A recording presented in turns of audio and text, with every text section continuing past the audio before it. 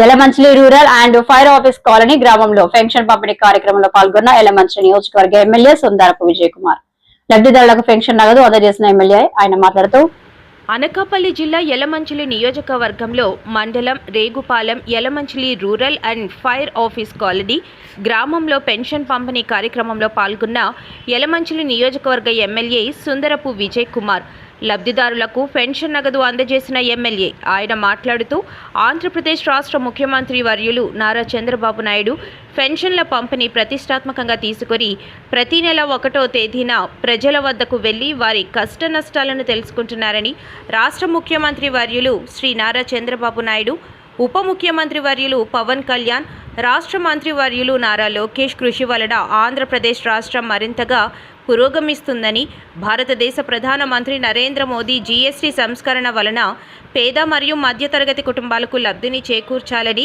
ఇది దేశ ప్రజలకు మరియు ఆంధ్రప్రదేశ్ రాష్ట్ర ప్రజలకు కూటమి ప్రభుత్వం ఇచ్చిన దసరా కానుక అని తెలిపారు. ప్రధానమంత్రి గారు జీఎస్టీ తగ్గించడం వల్ల ప్రతి ఒక్కటి కూడా తగ్గింది. మన నిత్యావసర వస్తువులే కాదు, ఇప్పుడు ఈరోజు రైతులకి సంబంధించిన అగ్రికల్చర్ డిపార్ట్మెంట్ వాళ్ళు ఈరోజు ట్రాక్టర్ మీద ఎంత పర్సంటేజ్ ఎంత డబ్బులు తగ్గాయి అనే దాని మీద మరి ఈరోజు ఇక్కడ చూపిస్తున్నారు. ప్రతి ఒక్క వస్తువు మీద కూడా జీఎస్టీ తగ్గింది. ఈరోజు ట్యాక్స్ తగ్గింది. ట్యాక్స్ వల్ల మొత్తం వస్తువుల రేట్లన్నీ కూడా తగ్గినాయి.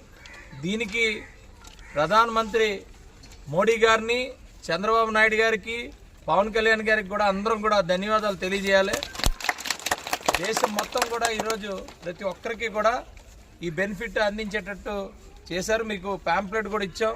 నిత్యావసర వస్తువులు ఎలా ఆదా అయినాయి, అలాగే బ్రాండ్స్ ఉన్నాయి ఎలా ఆదా అయినాయి, పిల్లల కోసం ఎలా ఆదా అయింది అన్నీ కూడా ప్రతి ఒక్కరికి కూడా, అదే మెడికల్ ఎలా ఆదా చేయగలిగాం ఇవన్నీ కూడా ఇవ్వడం జరిగింది. మొన్న 22వ తారీఖు నుంచి మరి జీఎస్టీ తగ్గించడం వల్ల అన్ని సరుకులు అన్ని వస్తువులు కూడా తగ్గటం జరిగింది.